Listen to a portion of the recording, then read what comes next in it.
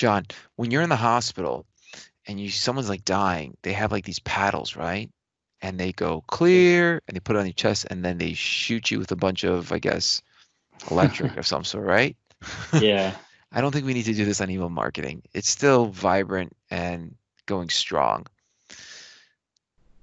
So this stat you sent me here, we got it from Business to Community, and the stat's very interesting. We're going to put this stat and where we got this from. So 59% of people that were surveyed basically say email influences their purchase decision.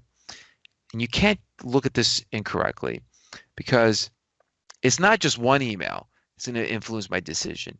This goes everything that we've been preaching. It's having value. You continually send great information, great content, and that's going to slowly build your brand and that's going to help influence your decision. So when you send out that promotion email, not every email is a promotion, but when you send that promotion email in between, it's going to work. I think that a lot of marketers are looking for, I have this product, this widget, it's $25. I want to send it to my email list and I expect so many people to purchase it. Then tomorrow I'm going to send another email and this is my ebook and I expect X amount of people to purchase the next day. And you just keep on hammering them, asking them to open your wallet, open your wallet, open your wallet, rather than giving them great content and then asking them, hey, I have this great ebook. You want to learn more about it? It's being released. First 50 clients, first 50 downloads going to get 10% off, whatever it might be. It's the decision that's going to influence them is based on your relationship with them. If there is no relationship, it's not going to influence. So while they may say 59%, I think that's a bit misleading. That's not just to say you're going to send an email and then, wow, I'm going to have them be influenced because it wasn't through social media, it was through email. It's a little bit of everything. And it's consistently being there and being consistent with your message. So if you're going to send on every Monday, it's going to be on every Monday. If it's on a Sunday night, it's going to be every Sunday night. So whatever it is that you pick, once a month, once a quarter, once a year. Have you heard of a guy named Warren Buffett, John? Nope. Second wealthiest man in the world. I think now probably third. He has this annual shareholder meeting. Annual. He only does it once a year. But he's consistent. He writes a letter and everyone expects that letter once a year.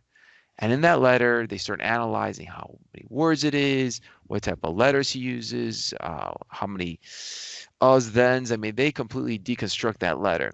But he's been doing it since I think the 1970s, I want to Oh, say. really? Oh, Yeah. So he sends out this annual letter. The point is that he's been like doing it. physical letters or email letters? I mean, back then it was a physical letter. I mean, in the 70s, but now it's probably just posted. And he Okay. probably writes it out, but someone else types it up and posts it because he's like 80 some years old. So I don't think he's out there, typing it all up. He has assistants and everything at that level. And so everyone waits for his shareholder letter. And so it's consistent. The same thing with Jeff Bezos. He has his, I believe, quarterly, he sends it out. And so he explains every quarter what to expect, what's going to go on. So even these high level executives, they send out quarterly, yearly, but they're consistent. And so if you look at what success does, it does leave clues.